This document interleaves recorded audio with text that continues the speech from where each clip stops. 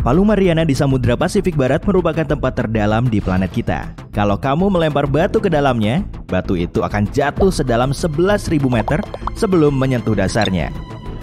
Tapi, lain lagi kalau tubuhmu yang nyemplung ke situ. Pastinya akan terjadi hal-hal yang kurang menyenangkan. Batu memang gak akan terpengaruh oleh tekanan kuat saat jatuh ke dalam air. Tapi, apa jadinya kalau tubuhmu yang menyelam di dasar Palung Mariana? Oke, pakai dulu ya sepatu katakmu sebelum cus menyelam. Jangan lupa tahan nafas. Kamu berada di kedalaman 1,5 meter di bawah laut. Kondisinya masih sangat nyaman karena kamu terbiasa berenang sedalam ini di kolam renang. Mungkin juga di dekat pantai saat kamu melihat-lihat ikan cantik yang berenang-renang di air dangkal. Tapi, kamu sangat terobsesi untuk bisa mencapai tempat terdalam di Palung Mariana, Challenger Deep. Jadi, kamu teruskan saja menyelamnya. Di kedalaman 10 meter, kamu mulai ngerasa nggak enak. Tekanan yang menghimpit tubuhmu terasa berlipat ganda. Telinga dan paru-parumu mulai sakit.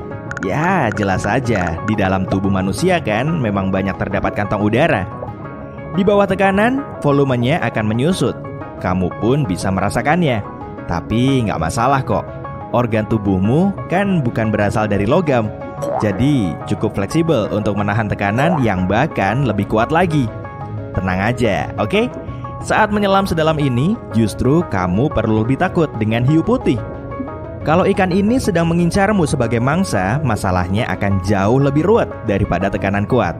Nah, makanya sebaiknya teruskan saja menyelammu. Sampai juga di kedalaman 20 meter. Kamu perlu senter dan tangki udara tuh. Nafasmu mulai tersengal kan? Cahaya matahari sulit tembus sampai sini. Semuanya sangat gelap. Kamu juga mulai kedinginan. Oh, gimana kalau pakai setelan pelindung aja? Pakaian ini kan biasanya dipakai oleh para penyelam. Udah mendingan kan? Tapi meski tubuhmu mulai terasa hangat, telingamu malah sangat nyeri. Paru-parumu juga mengecil hingga sepertiga kali lipatnya ukuran normal. Kondisi ini bisa membahayakan bagi penyelam yang tidak terlatih. Tapi kamu cukup bernyali dan terus menyelam hingga kedalaman 30 meter. Cuma penyelam profesional loh yang bisa menyelam sedalam ini tanpa peralatan khusus. Tekanan di sini 3 kali lebih kuat dari tekanan di permukaan laut. Tubuhmu mulai merasakan keanehan di dalam air, tapi beda dari sebelumnya. Biang keladinya adalah tangki udara. Udara bertekanan di dalam tangki mengandung nitrogen sebanyak 78% dan oksigen kurang lebih 21%. Tapi di tempat sedalam ini, sifat nitrogen akan lebih toksik. Zat ini bisa membuatmu berhalusinasi. Kamu bisa jadi linglung, lalu melepas masker oksigenmu. Tapi, kalau kadar oksigennya lebih banyak, sakit kepala dan sensasi aneh lainnya bisa teratasi kok. 60 meter di bawah permukaan laut. Tekanannya 7 kali lebih besar daripada di daratan. Di sini, oksigen pun mulai menjadi ancaman. Kamu perlu menghirup gas yang mengandung helium. Turun lagi ke kedalaman 214 meter. Rekor dunia mencatatnya sebagai penyelaman bebas yang paling dalam sejauh ini. Herbert Nitsch bisa menyelam sampai sini tanpa menggunakan peralatan khusus maupun tangki udara. Kemudian dia menyandang gelar sebagai The Deepest Man on Earth atau manusia terdalam di bumi. Pada tahun 2012, dia mencoba memecahkan rekornya sendiri dengan menyelam ke kedalaman 253 meter. Tapi kemudian dia malah mengalami gangguan kesehatan. Kalau kamu bisa menahan nafas cukup lama, masalahnya akan jauh lebih mudah. Di tempat sedalam itu, kamu perlu melihat-lihat sekitar. Bisa aja kan, berbagai objek lain juga bermunculan. Kapal selam beroperasi di kedalaman ini. Jadi, please, jangan meleng ya. Turun lagi beberapa meter. Di sini, kamu telah mencapai batas kemampuan maksimum pada tubuh manusia rata-rata. Tapi, ada juga eksperimen laboratorium yang telah membuktikan manusia bisa menahan tekanan yang lebih kuat. Jadi, begini metodenya. Penyelam memasuki ruang khusus seukuran kamar. Kemudian, para ilmuwan mensimulasikan tekanan kuat yang setara dengan tekanan di laut dalam. Dengan begini, mereka bisa menyimpulkan kalau orang terlatih bisa kok menahan tekanan seperti di kedalaman 500 meter. Tapi, para penyelam itu tidak bisa pergi begitu saja setelah eksperimennya usai. Pada tekanan tinggi, nitrogen, helium, dan gas lain terakumulasi di dalam tubuh. Dan kalau tekanannya langsung dinormalkan, gas tersebut akan menghasilkan banyak gelembung. Akibatnya tentu tidak menyenangkan. Mereka harus naik perlahan dari kedalaman agar gasnya bisa keluar dari tubuh secara alami. Untuk menyelam, mereka kadang cuma perlu waktu beberapa menit. Tapi saat mau naik ke permukaan air, durasinya jadi molor hingga berjam-jam karena alasan keselamatan. Oke, mulai sekarang kamu perlu memakai peralatan khusus deh, biar bisa menyelam lebih dalam. Pakaian ini bisa melindungimu sampai kedalaman 700 meter. Desainnya rapat dan tekanan di dalamnya sama persis dengan tekanan di permukaan air. Tapi kemudian, pakaianmu itu sudah tidak mampu melindungimu. Kamu perlu perlengkapan yang lebih canggih untuk menyelam lebih dalam. Wah, pakai kapal selam Triton 6600 aja. Duduk manis di dalam mesin logam jumbo itu serasa kayak naik mobil. Hanya saja harganya selangit, lebih dari 77 miliar rupiah. Awas lecet, jangan sampai nabrak ya. Sampai juga di kedalaman 2010 meter. Udahlah, jangan aneh-aneh keluar dari kapal selam segala. Tekanan di sini 200 kali lebih besar daripada di atas sana loh. Tubuhmu gak akan kuat menahannya. Masih ada sekitar 9.150 meter nih untuk sampai ke dasar Palung Mariana. Kalau kamu bisa melakukan teleportasi, kolom air raksasa setinggi 11 kilometeran akan benar-benar menekanmu. Kalau sudah begini, piknik bawah lautmu akan kandas. Kapal selam bertekanan pun gak akan mampu menahan kekuatan sebesar itu. Mesin logam raksasa juga akan meledak, layaknya balon udara. Sampai saat ini, para peneliti cuma bisa menjelajah dasar Palung Mariana dengan bantuan robot dan drone. Salah satunya yaitu Nereus. Kendaraan otonom bawah air ini dibuat khusus untuk mengarungi laut dalam. Mesinnya kuat, menahan tekanan 1000 kali lipatnya tekanan di permukaan laut, dan bisa mencapai kedalaman 11.000 meter. Pada bulan Mei 2009 lalu, Nereus mencapai dasar Challenger Deep, tempat terdalam di planet kita. Berkat mesin ini dan 2 kameranya, kita bisa melihat rupa dasarnya yang menakjubkan itu. Tapi, manusia juga sudah pernah menginjakan kaki di Challenger Deep loh. Pada tahun 1960 silam, Betis Cape Trieste menyelam sampai ke dasarnya. Kapal itu membawa 2 kru, tapi sayangnya mereka tidak bisa melihat keluar kapal secara jelas karena cuma ada 1 jendela kecil. Fitur ini membuat struktur kapal tetap kokoh. Selain itu, agar tahan terhadap tekanan ekstrim, dinding besi Betis Cape dibuat setebal 13 cm. Dan saat para penjelajah sampai di dasar laut Challenger Deep, salah satu panel jendelanya retak. Tapi kapal itu masih bisa menyelam di dasar laut selama sekitar 20 menit, kemudian naik ke permukaan. Meski begitu, ada loh makhluk hidup yang terbiasa dengan kondisi ekstrim seperti ini. Snailfish Mariana hidup di kedalaman 7.300 meter. Dasar Palung Mariana pun ada penghuninya. Di sana ada bakteri dan virus. Mikroorganisme ini terbiasa dengan suhu rendah dan tekanan tinggi. Makanannya yaitu berbagai bahan organik yang tenggelam ke dasar laut. Manusia juga bisa kok bertahan dalam berbagai kondisi ekstrim. Misalnya di ruang angkasa yang hampa udara. Nggak seperti anggapan banyak orang, suhu di ruang angkasa tidaklah dingin. Densitasnya juga nggak setinggi udara maupun air. Karena itulah panas tubuh kita akan lambat terbuang. Tenang, kamu bisa bereksperimen kok. Biasanya air mendidih pada suhu 100 derajat Celcius.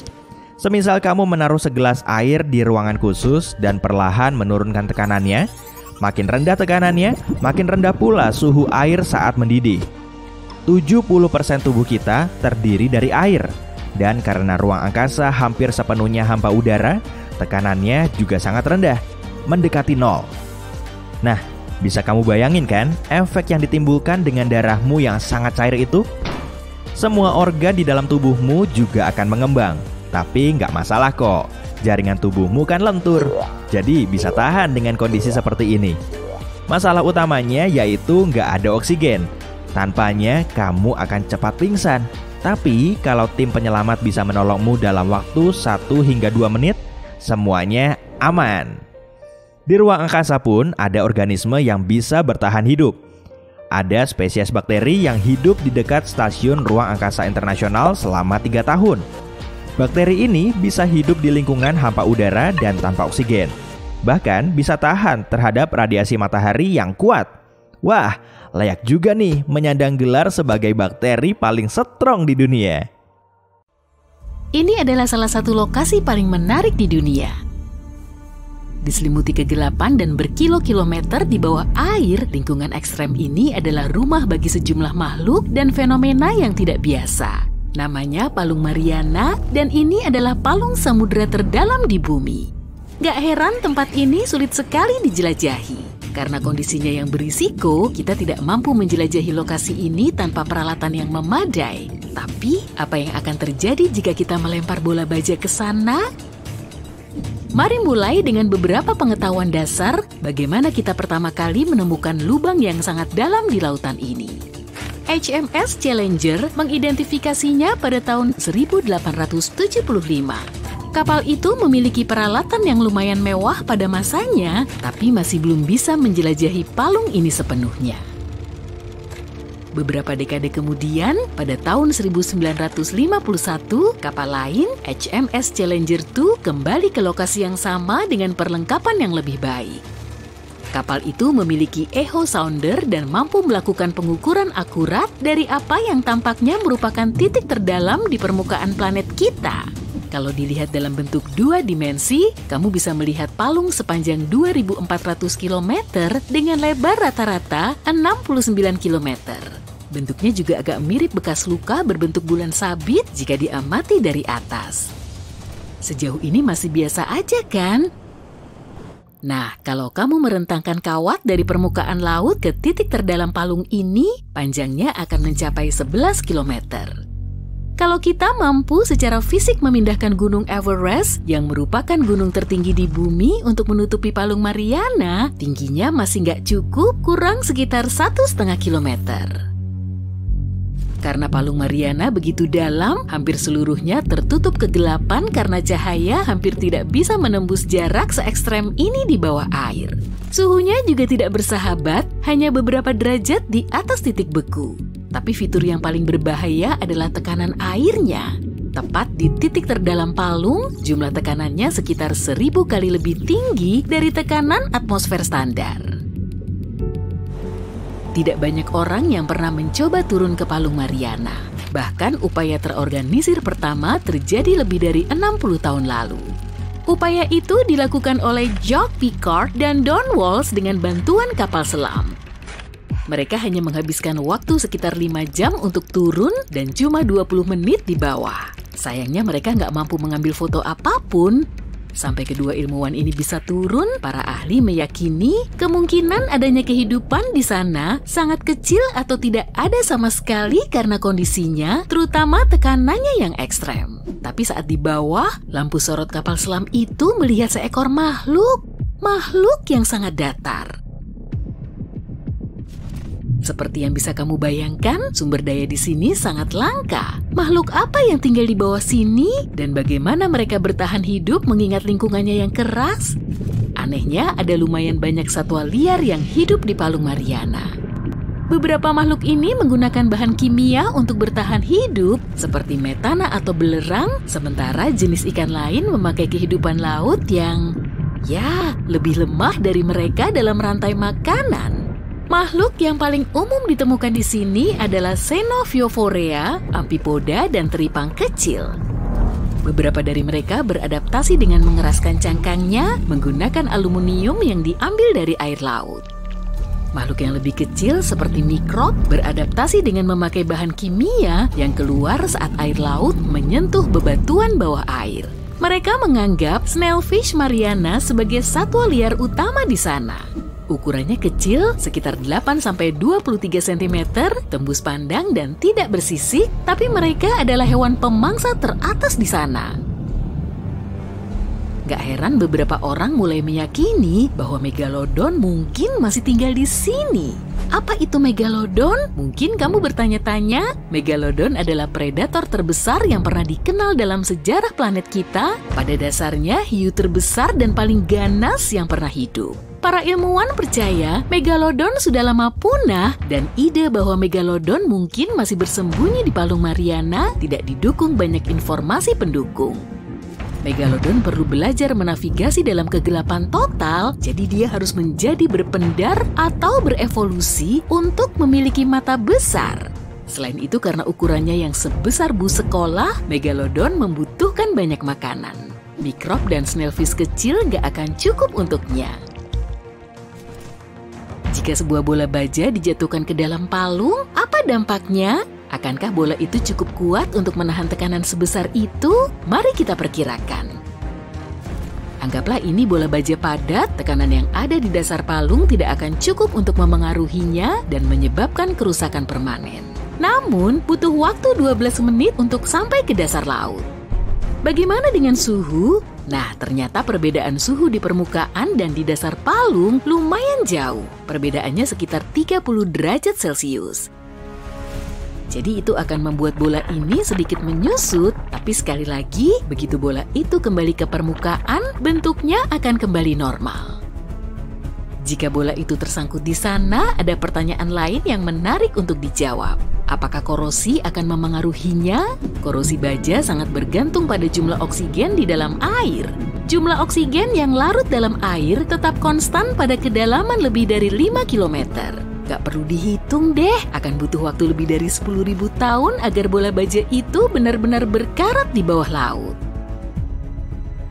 Aku pun jadi penasaran, apa ya yang kita, manusia, butuhkan untuk bisa bertahan hidup di kedalaman se-ekstrem ini?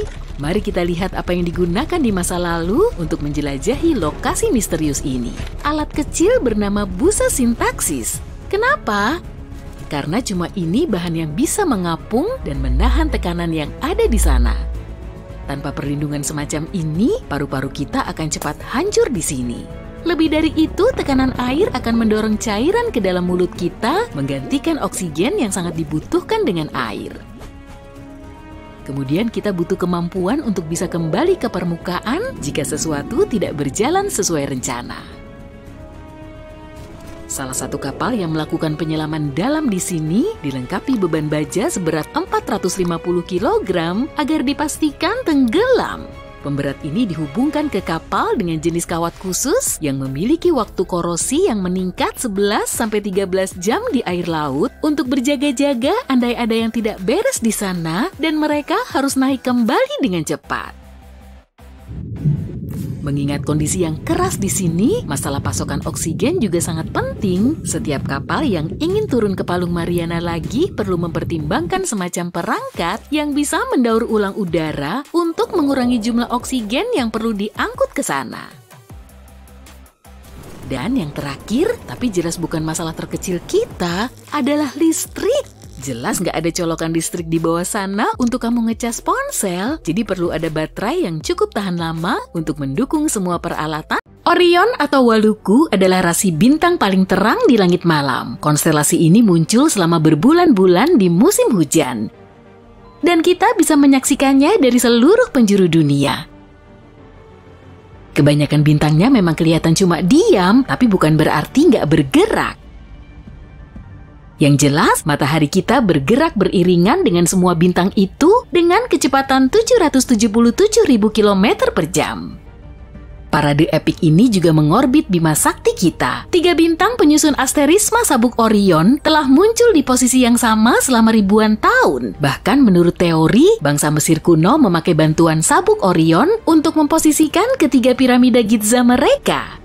Bintang paling terang di sabuk Orion adalah Al-Nilam yang letaknya ada di tengah. Di situ juga ada piramida Agung Khufu setinggi 147 meter. Lurus di sebelah barat terdapat piramida Khafre setinggi 144 meter. Lalu sejajar dengan Al-Nilam yang di tengah tadi ada bintang Al-Nitak.